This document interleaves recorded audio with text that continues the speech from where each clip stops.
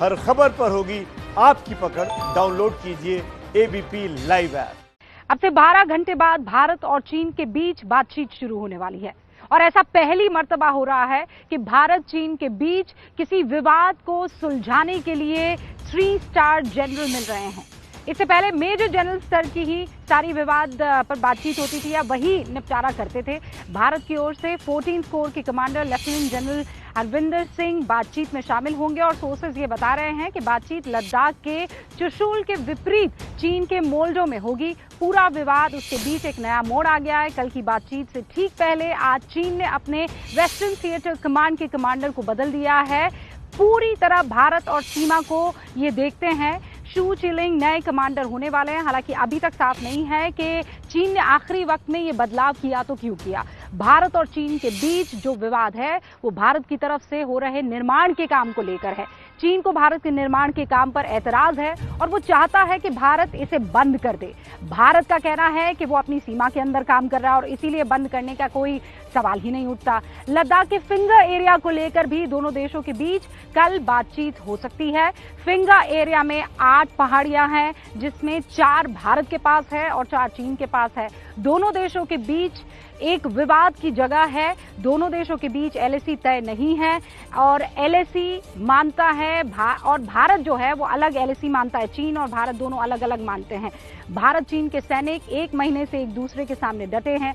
5 मई को दोनों देशों के सैनिकों के बीच झड़प हुई थी, याद कीजिए। तब इलाके में तनाव बढ़ गया था और तब से बरकरार है। दोनों देशों में लोकल कमांडर लेवल की कई दौर की बातचीत हो चुकी है लेकिन वो कामयाब नहीं हो पाई है और अब कल लेफ्टिनेंट जनरल लेवल की बातचीत होने वाली है। लद्दाख में खासतौर से पिछले 1 महीने में कि ये नौबत आई कि दोनों देशों के 3 स्टार जनरल को इस मैटर को रिजॉल्व करने के लिए बैठना पड़ रहा है। बिल्कुल ठीक बात है। ये इस बार की जो चाइनीज एक्टिविटीज थी उसका एग्रेशन प्रोवोकेटिवनेस कुछ ज्यादा था और इस बार एक जगह नहीं 2-3 जगह। और अगर आप इसको नॉर्थ सिक्किम की हरकत से भी मिलाएं तो ये ना तो लोकल था और ना ही आइसोलेटेड इंसिडेंट था।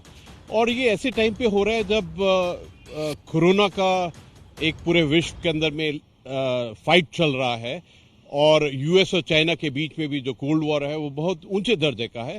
तो इस बार ये स्थिति बहुत अलग है और ये आपको देखना पड़ेगा कि इससे पहले आज के दिन से पहले 5-6 बार मिल चुके हैं बटालियन लेवल कमांडर के ऊपर, बटालियन कमांडर के लेवल के ऊपर में, ब्रिगेड कमांडर लेवल और मेजर जनरल लेवल के ऊपर में, और वो जो बातचीत है वो सक्सेसफुल नहीं हुई है।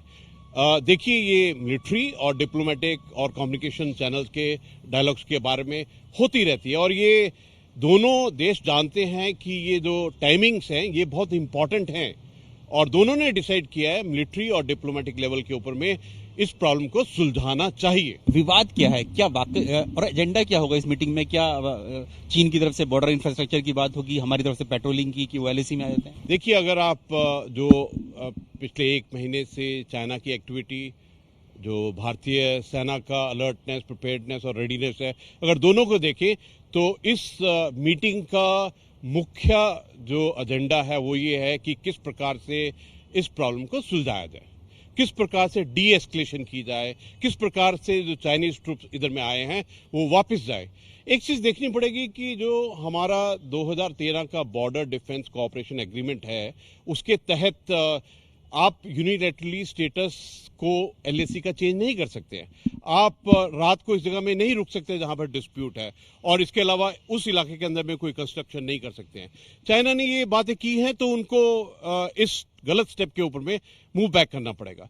और देखिए ये चाइना और इंडिया के बीच में एग्रीमेंट्स हैं 1993 पीस एंड ट्रैंक्विलिटी का, 1996 कॉन्फिडेंस बिल्डिंग मेजर का और 2005 का एक प्रोटोकॉल है और इन सबको मिलाकर एक अच्छा मैकेनिज्म है और ये एक चांस है कि मिलिट्री लेवल के ऊपर में इसको सॉल्व किया जाए।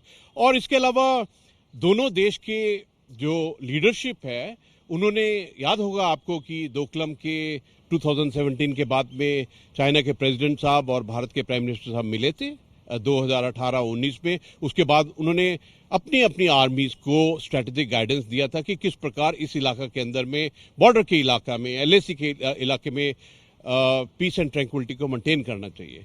ये हरकत जो हुई है उसके बरखिलाफ हुआ है, तो इसलिए जरूरी है कि दोनों जो देश के राष्ट्रपति और प्रधानमंत्री जी हमारे हैं, उन्होंने जो बताया है उसमें कहाँ गलती हुई है और गलती दोबारा ना हो, इन विषयों के ऊपर में अवश्य ही बातें होंगी। क्या उम्मीद लगाई जा सकती है कि क्या उससे कल जो दोनों देशों के बीच में एक महीने से जो डिस्प्यूट चल रहा है उसको खत्म किया जा सकता है?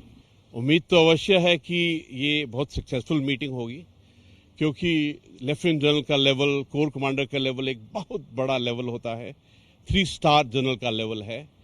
और दूसरी बात यह है कि अभी जो चाइना के लीडरशिप से, उनके फॉरेन मिनिस्ट्री से और जो उनके एम्बेसडर दिल्ली में हैं और हमारे भी प्रधानमंत्री जी और रक्षा मंत्री जी से जो संदेश आए हैं, उससे लगता है कि एक बात क्लियर है कि ये डिसाइडेड है दोनों साइड में कि इस इश्यू को बायलैटरली सॉल्व किया जाएगा, दोनों मिलिट्री और डिप्लोमेटिक चैनल से और बायलैटरल तरीके से, और इसमें किसी थर्ड पार्टी का एंगेजमेंट की या इन्वॉल्वमेंट की जरूरत नहीं है। उम्मीद तो अवश्य है और आशा भी है कि ये एक बहुत सक्सेसफुल मीटिंग होगी।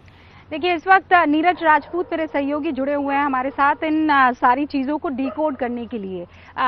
नीरज, पहला सवाल तो जहन में यही आता है कि कल इतनी इंपॉर्टेंट बैठक होने वाली है, ऐसे में क्यों वेस्टर्न थिएटर कमांड के कमांडर को बदल दिया जाएगा और वो भी इतने सेंसिटिव वक्त पर?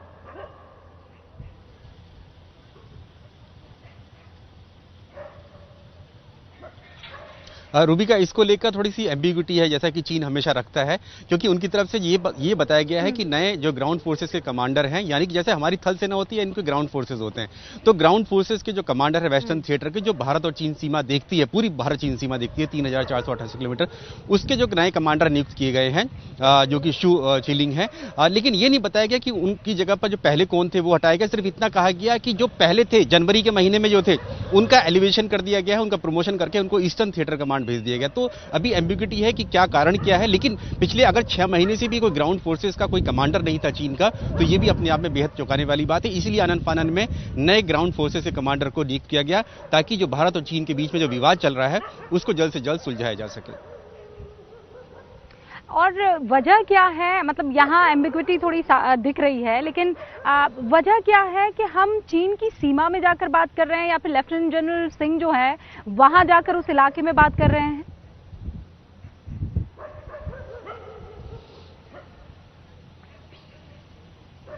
देखिए, ये जो रूबिका, अगर जो मीटिंग होती है, ये बॉर्डर पर्सनल मीटिंग होती है, बॉर्डर पर होती है, जहां पर ये बीपीएम हट, क्योंकि मैं भी बीपीएम हट जा चुका हूं, तो दोनों एकदम लाइन होती है एलएसी की, जहां पर एग्रीड होती है कि ये एलएसी है, वहां पर दोनों की बिल्डिंग होती है, दीवार बीच में होती है, उसमें दूसरी तरफ चाइना की ओर होती है, इधर की तरफ। तो चुशुल जो है हमारे इलाके में है, हमारी बीपीएम हट है, और ऐसी मोल्डू जो है वो चीन की है, बीच में सिर्फ एक दीवार है, उस दीवार की तरफ है। लेकिन ये बहुत महत्वपूर्ण हो जाता है, क्योंकि जो हमारे जो लेफ्टिनेंट जनरल हरिंदर सिंह है, जो जाएंगे कल 14वीं कोर के जो कोर कमांडर हैं, वो एक गेस्ट के तौर पर जाएंगे, यानी कि चीन ने न्योता दिया है भारत को कि आप हमारी तरफ आइए, मामले को सुलझा लेते हैं। अगर भारत की तरफ से पहल की जाती कि मामले को सुलझाना है, बॉर्डर डिस्प्यूट जो चल रहा है, पेट्रोलिंग को लेकर विवाद है, तो चीन के कमांडर हमारी तरफ आते, तो इसलिए बेहद महत्वपूर्ण हो जाता है। और सबसे पहले जो, क्योंकि गेस्ट हम लोग होंगे, यानी कि भारतीय सेना होगी, तो एजेंडा भी भारतीय सेना ही पहले अपना रखेगी कि क्या क्या हमारी मांग क्या है। उसके बाद फिर चीनी सेना अपनी मांग रखेगी कि चीनी सेना की तरफ से जो उनके अधिकारी कमांडर है वो मेजर जनरल रैंक के हैं, 2 स्टार हैं, जो कि कोर कमांडर सिंचियांग मिलिट्री डिस्ट्रिक्ट है चीन का, वहां के कोर कमांडर है, जो कि लगभग हमारी ही कोर कमांडर के बराबर होते हैं। अच्छा नीरज, कल लेफ्टिनेंट जनरल सिंह ही वहां पर शामिल होंगे या उनके साथ कुछ और चेहरे भी देखने को मिल सकते हैं? और इन तमाम किरदार के बारे में अगर आप डिटेल में बता सके तो, इनफैक्ट लेफ्टिनेंट जनरल सिंह के बारे में कितना महत्वपूर्ण चेहरा और कितनी बड़ी जिम्मेदारी ये इनको सौंपी गई है?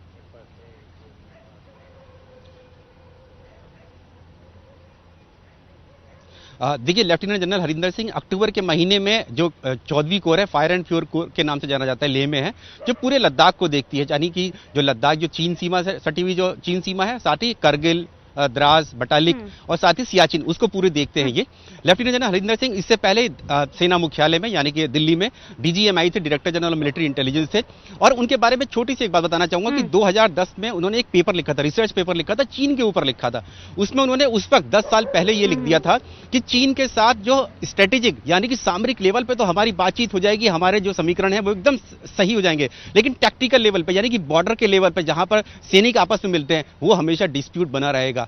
वो लेफ्टिनेंट जनरल हरिंदर सिंह है जो कि जा रहे हैं बातचीत करने के लिए, जो पहले से ही बिल्कुल 10 साल पहले से साफ है कि टैक्टिकल लेवल पे यानी बॉर्डर लेवल पर हमारी उनसे झड़प होती रहेगी, चाहे सामरिक लेवल पे, स्ट्रेटेजिक लेवल पे। हमने देखा जैसे अभी गुरमीत सिंह कह रहे थे, लेफ्टिनेंट जनरल गुरमीत सिंह, कि हमारे जो स्टेट ऑफ हेड है प्रधानमंत्री हैं और उनके जो स्टेट ऑफ हेड है शी जिनपिंग, उनके साथ वुहान समिट हो चुकी है, तो स्ट्रेटेजिक लेवल पर है और स्ट्रेटेजिक गाइडेंस भी दी जा चुकी है सेनाओं को। उसके बावजूद भी टैक्टिकल लेवल पर ये मामले झड़पें होती रहेंगी और वो हो रही हैं।